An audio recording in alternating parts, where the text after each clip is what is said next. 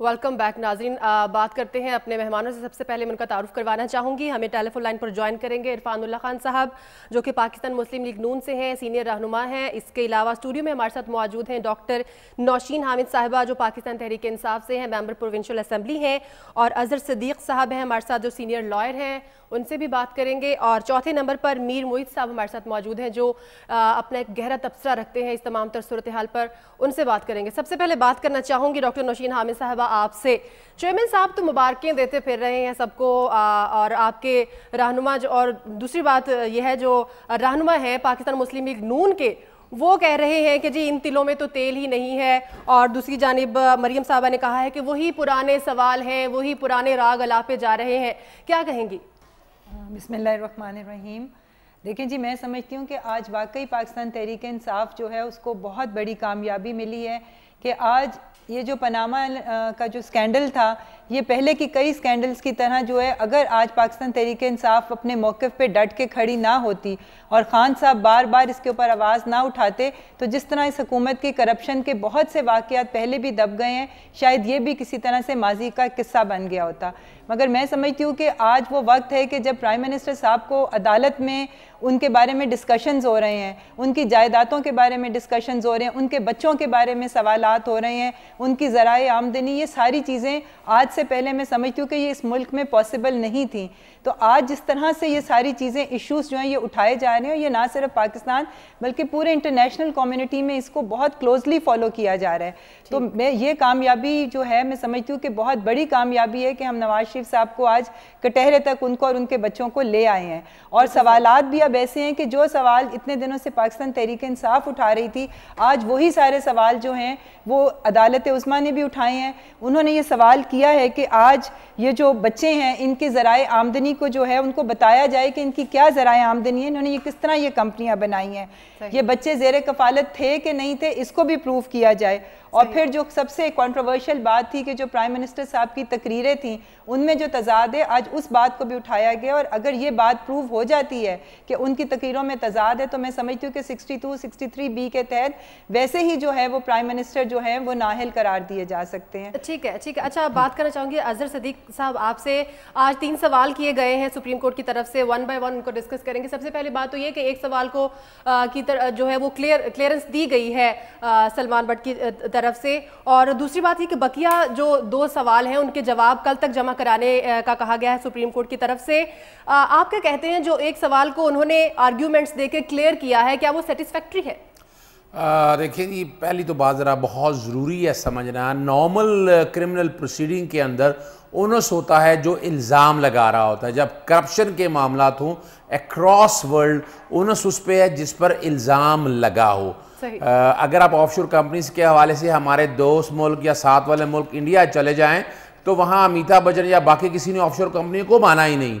इन्होंने ऑफशोर कंपनियों की अल्हम्दुलिल्लाह ओनरशिप भी तस्लीम कर ली है, और वो एक अलहदा बात है, वो तजाज़ात हैं, कभी पाकिस्तान से दुबई, कभी दुबई से जद्दा, कभी जद्दा से कतर, या ये सारे मामला जो इतनी डिस्क्रिपेंसीज है वो एक अलहदा इशू है। तो जहाँ तक ये मामला अगर आप सामने लेके आएंगे, मैं नहीं समझता कि ये इतना आसान काम है। इस काम को आपको 2 हिस्सों में तकसीम करना पड़ेगा। सबसे पहला काम है जो शेख रशीद साहब की पिटीशन है, वो आर्टिकल 62 और 63 और डिस्क्वालिफिकेशन के कॉन्टेक्स्ट में है कि जो उन्होंने अपनी इलेक्शन कमीशन के सामने डिक्लेरेशन दी है उनमें तजाद है, वाज़े तौर पर वो डिक्लेयर नहीं किए गए।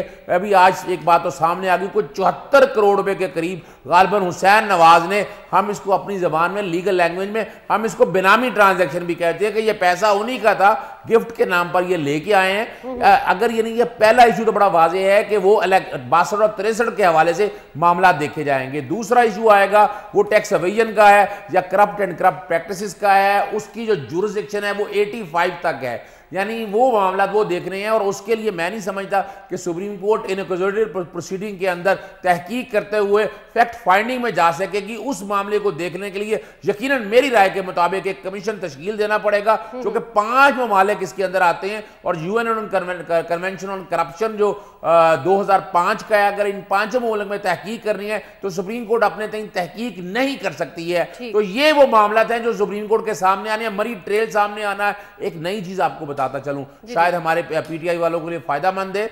हुसैन नवाज ने आज कबूल कर लिया है कि 1995 के अंदर उन्होंने इनकम टैक्स रेट अपना नंबर लिया था। इनकम टैक्स ऑर्डिनेंस 1979 के तहत अगर आपने इनकम टैक्स नंबर लिया था तो आपको रिटर्न फाइल करनी थी, whether you are NRP non resident Pakistani भी थे, वो डिक्लेयर नहीं किया तो एसेट जो गिफ्ट की ट्रांसफर होनी है उस रिटर्न से इस रिटर्न तक, तो ये डूबियस ट्रांजैक्शंस हैं जो मैं नहीं समझता it would be very difficult for them कि इतनी बड़ी ट्रेल को, मनी ट्रेल को आपको जस्टिफाई कर सकेंगे। बिल्कुल सही है। अच्छा मोहित साहब, अनूली के वकील सलमान असलम ने जब अपने दलाइल दिए तो उन्होंने ये कहा कि मरियम नवाज ने 1992 में अपनी शादी के बाद से वो वजीर आजम की जेर कफालत नहीं थी, जबकि शेख रशीद ने यह बात की है कि 2011 और 12 के जो टैक्स गोशवारे जमा करवाए गए हैं उनमें 3 नाम थे जिसमें मरियम नवाज का भी नाम था, जबकि 2015 में उसको हज़फ कर दिया गया, निकाल दिया गया।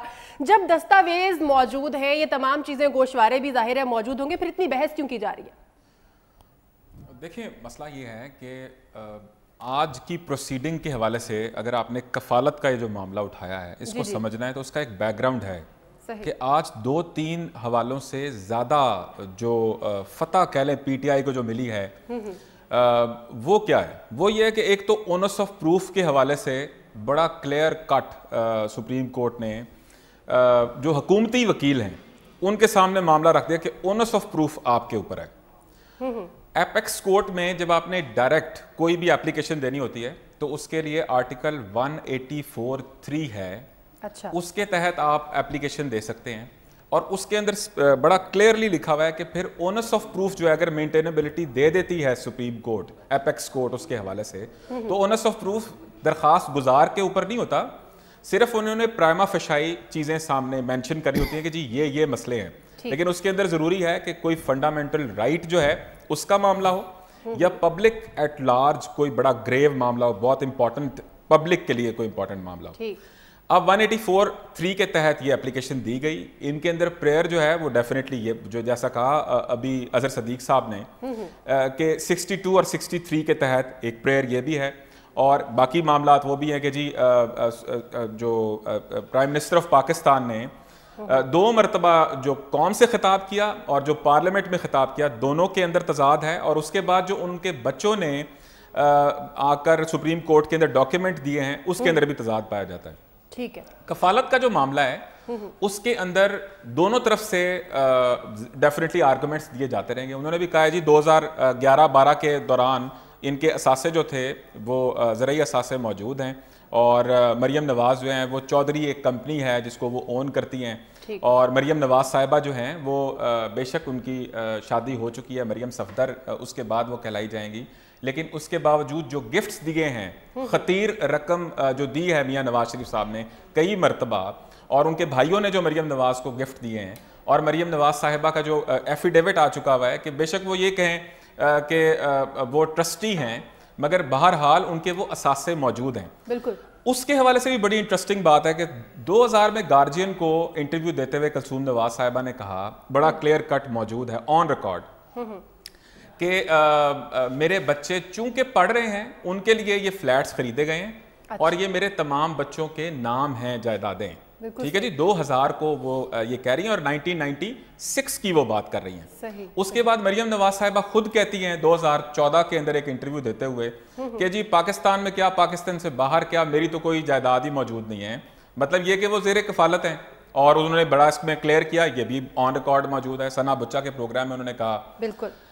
अब एक बड़ा अहम नुक्ता है इसमें कि उस इंटरव्यू के अंदर मियां महमूदुर रशीद जो पंजाब के सदर हैं वो मौजूद थे, सदर रहे हैं पीटीआई के। सही। अभी थोड़ी देर पहले हम वहां बैठे थे, हमने उनसे बात की कि जी अगर फैसला आपके खिलाफ आ गया तो आप क्या करेंगे, तहरीक इंसाफ क्या करेगी। उन्होंने कहा जी सुप्रीम कोर्ट की ईंट से ईंट भी बच सकती है, हमारे हाथ में फिर कुछ नहीं होगा, लोगों में बड़ा गमो गुस्सा होगा। यानी मामला वो इशारा करें, मामला बड़ी खतरनाक साइड की तरफ जा सकता है। बिल्कुल सही, बिल्कुल सही।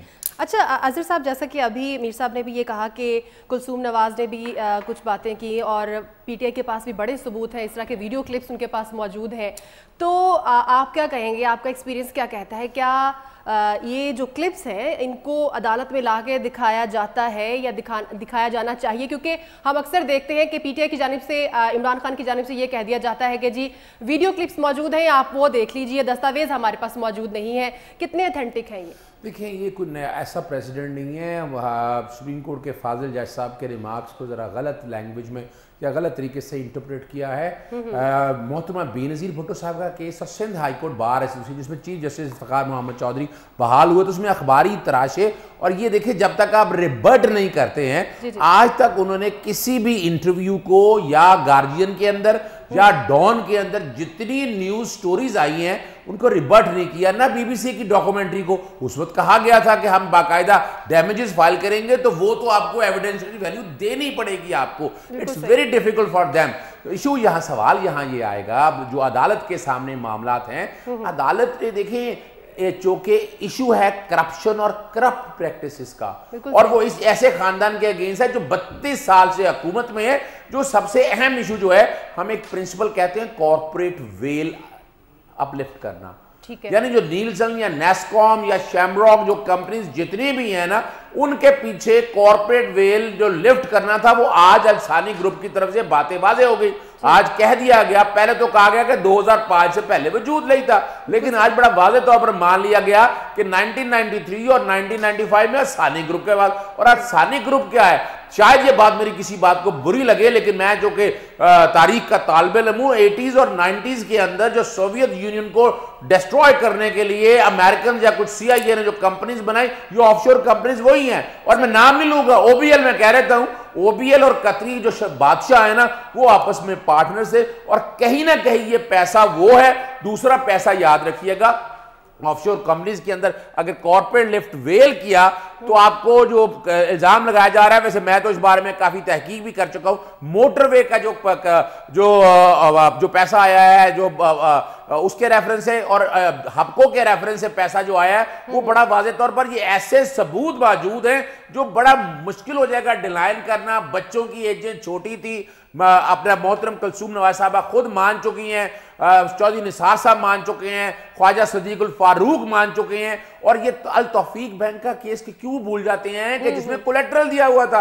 अब आप अगर आज आपके कहें कि आपका कोई ताल्लुक नहीं है, एक बड़ा सवाल यहां आएगा कि अगर मान लिया जाए कि ये पैसे चले, पहले तो दुबई तक पैसे ले जाना साबित नहीं है, आपने अगर मनी लॉन्ड्रिंग किया तो वो जुर्म है और वो गैर कानूनी पैसा कहलाएगा। अगर फर्ज करें अब दुबई से अगर जद्दा नहीं गया, अगर कतर गया है, तो किस शक्ल में पैसा गया। अब अगर कैश पैसा आप लेके जाते हैं, अंडर दी कस्टम लॉ एक लिमिट है, यानी पाकिस्तान से अगर आप $10,000 से ज्यादा पैसे नहीं, अंडर दी कस्टम लॉ ये जुर्म है, आप इससे ज्यादा पैसे नहीं ले जा सकते। तो इट्स वेरी डिफिकल्ट। ना इन्होंने पैसे रिटर्न डिक्लेयर किए। फर्ज करें 95 की बात अगर करते हैं तो 95 में हुसैन नवाज साहब ने, मरियम नवाज साहिबा ने, या मरियम सफदर साहिबा सॉरी, या हसन नवाज ने अपनी जो इनकम टैक्स की रिटर्न थी या वेल्थ स्टेटमेंट में वहां डिक्लेरेशन नहीं है, और ना ही कैप्टन सफदर साहब ने एज ए स्पाउस, यानी मिसाल के तौर पर मेरी बीवी के नाम पर अगर कोई एसेट है, मैं अपनी रिटर्न में बाकायदा शो करता हूं, अगर वो अलहदा असेसी है तो फिर मैंने डिक्लेयर नहीं करना। तो यहां इतना ज्यादा तजादात मौजूद हैं, और मैं समझता हूं सुप्रीम कोर्ट अगर सिर्फ डिस्क्वालिफिकेशन की हद तक जाती है तो 144(3) के अंदर वाज़े इख्तियारात मौजूद हैं, और सुप्रीम कोर्ट कैन डिस्क्वालिफाइड। जहां तक आएगा करप्ट और करप्ट प्रैक्टिसेस के हवाले से, तो दूसरा पहलू ये हो जाता है सुप्रीम कोर्ट इस मामले तक तह तक जाने के लिए, और जाना भी चाहिए कि ये पता होना चाहिए ये पैसा कहां से आया है, उस हद तक कमीशन तश्कील दिया जा सकता है। साहब, आपने एक बात की अभी कि जो पैसा कतर से लंदन की तरफ गया है, अगर तस्वीर का दूसरा रुख देखा जाए तो अगर पाकिस्तान मुस्लिम लीग नवाज की जानिब से ये सबूत दे दिए जाते हैं कि ये किस थ्रू से वाया पैसे ये वहां पर ट्रांसफर हुए हैं, तो फिर तो मामला क्लियर हो सकता है। देखिए, वो बैंक स्टेटमेंट्स आपको देनी पड़ेगी, अगर होती तो अब तक आ जाती है। और दूसरी बात देखिए, ये बहुत मशहूर वकील हैं उनके पास, अकरम शेख साहब तब से हैं जब पहला दौर था उनके पास, सलमान भट्ट साहब हैं, और वो अपना रिटायर्ड जज साहब हैं, आमिर रजा साहब जिसको डॉन लीग का अपने चेयरमैन बनाया, वो भी चीफ लीगल एडवाइजर हैं। तो इनके पास अच्छी टीम, और फर्गूसन चार्टर्ड अकाउंटेंट मौजूद है, यानी जो बंदा पिछले 8 महीनों में अपने अकाउंट सीधे करके नहीं दिखा सका और हर रोज स्टेटमेंट तब्दील कर रहा है, तो it's very difficult for them. बड़ा सीधा सा इशू था, पहले दिन लाते हैं ये मनी ट्रेल पाकिस्तान से ऐसे पैसा बाहर गया, ये इनकम टैक्स रिटर्न्स में हमने शो किया, ये वेल्थ स्टेटमेंट शो की, दुबई से फर्ज करें अगर जद्दा गया, अगर जद्दा से ट्रेवल किया कतर, और ये सारे, और दूसरा देखिए आप एक ऐसा स्टेटमेंट ले आए उनका कि जो गालबन पार्टनर, गालबन के आसानी ग्रुप एलएनजी में पार्टनर है, सैफुर रहमान से ताल्लुकात का हर एक को पता, और वो क्या कह रहे हैं हेयर से पे, यानी वो क्या एजम्पशंस के ऊपर एक एफिडेविट दे रहे हैं, उसका सपोर्टिंग डॉक्यूमेंट कहां है, ये पैसा किस शक्ल में आया था, क्या ये पैसा करप्शन का है, क्या यानी वो कह रहे हैं गिफ्ट दिया। अब गिफ्ट देने के लिए, अब दूसरी बात याद रखिएगा, फर्ज करें इस तरह गिफ्ट की कोई भी अगर शेक है, अगर मेरे बाप ने लिया है और आप दूसरे मुल्क के हुक्मरान हैं, तो अगर कोई आपको गिफ्ट मिले तो आपको डिक्लेयर करना पड़ता है तोशा खाने के अंदर, आपको बताना पड़ता है, तो डिक्लेरेशन अभी तक किसी जगह भी वो नहीं ला सके, तो it's a very clear cut case. मैं जो समझता हूं, बाकी अब सुप्रीम कोर्ट के पास इख्तियारात मौजूद है, मामला अदालत के सामने है, वो क्या फैसला करते हैं। अच्छा मीर साहब, जैसे कि अभी अजहर साहब ने ये कहा कि अगर बैंक की जो ट्रांजैक्शन की जो भी रिक्वायरमेंट्स हैं अगर वो आ जाती हैं तो मामला क्लियर हो सकता है, क्या समझते हैं? आज जो 3 सवाल किए गए हैं, अगर उसके अंदर ये सवाल भी मौजूद, आपको नहीं लगता कि उसके अंदर ये सवाल भी मौजूद होना चाहिए था कि बैंक ट्रांजैक्शन की जो भी डिटेल्स हैं वो भी प्रोवाइड की जाए? देखें, एपेक्स कोर्ट के अंदर मामला सब जुडिस है, हम कोर्ट की जो जहन साजी है उसके ऊपर कोई इफेक्ट नहीं कर सकते, काम नहीं कर सकते। जैसे उन्होंने कहा भी था थोड़े दिन पहले, रिमार्क्स दिए थे कि मीडिया को जिम्मेदारी का सबूत देना चाहिए। अब वो जिम्मेदारी का सबूत आपको देना पड़ेगा कि कोर्ट ने क्या रिमार्क्स दिए, क्या होना चाहिए था, क्या नहीं होना चाहिए था, इसके ऊपर हमें कमेंट करने से गुरेज करना चाहिए। मगर जहां तक बात है, उनकी बड़े सीनियर जज साहिबान हैं, उनकी जो पीछे ट्रैक रिकॉर्ड है वो बड़ा साफ सुथरा है। अभी चीफ जस्टिस साहब जो हैं वो अनकरीब रिटायर होने वाले हैं, तो डेफिनेटली कुछ ना कुछ 15-18 दिसंबर तक लगता है कि कोई मामला किसी तरफ जाएगा। ठीक है। जो एक और इम्पॉर्टेंट चीज़ है वो ये है कि डेली बेसिस के ऊपर अगर इस मामले की हर रोज छानबीन होनी शुरू हो जाती है, हर रोज इसके ऊपर समाअत होती है, तो डेफिनेटली 7 दिन, 8 दिन, 10 दिन लगेंगे मैक्सिमम। अब कल को अगर जो हुकूमत के वकील हैं वो अपनी जरा कंप्लीट करते हैं, रिबटल का टाइम आएगा, उसके ऊपर 2 दफ़ा, 4 दफ़ा, 5 तारीख हो जाएंगी। या तो सुप्रीम कोर्ट को एक अदालती कमीशन बनाना पड़ेगा अगले हफ्ते या 10 दिन के अंदर, और या फिर इसका कोई फैसला सुनाना पड़ेगा। ये मामला है। ठीक है। लेकिन जहां आपने ये कहा कि उसके अंदर कोई एक इस तरह का सवाल होना चाहिए था या जवाब होना चाहिए था, मेरा ये ख्याल है बादियों नजर में जो हमें नजर आता है, पहले दिन से हम अर्क्रेजी कर रहे हैं इसकी, मीडिया ट्रैक रखे हुए है, मेरा ख्याल है दोनों तरफ से उन्होंने तहरीक इंसाफ के वकला को भी जब जरूरत थी डांट टपट करने की, बड़ा ठीक ठाक डांट टपट की। उन्होंने कहा उन्हें कि ये 700-800 सफ़े आप कहां से उठा लाए, जो कमरा बंद पूरा भर के आपने रखा हुआ था उसमें से क्रक्स निकाले। मुझे एक ब्रेक की जानिब जाना है, उसके बाद अपनी गुफ्तगू का सिलसिला जारी रखेंगे, लेकिन उससे पहले अपने नाज़रीन को मैं ये बात ज़रूर बताना चाहूँगी कि हम सुबह से ही कोशिश कर रहे हैं कि किसी पाकिस्तान मुस्लिम लीग नून के जो रहनुमा है उनसे रब्ता हो जाए, लेकिन हमें कोई टाइम नहीं दे रहा। अभी भी इरफानुल्लाह साहब ने हमारे साथ प्रॉमिस किया हुआ है, देखते हैं कि ब्रेक के बाद हमें वो ज्वाइन करते हैं नहीं, फिर उनसे इस मामले पर भी बात करेंगे। अभी लेते हैं ब्रेक, ब्रेक के बाद फिर से वापस आएंगे।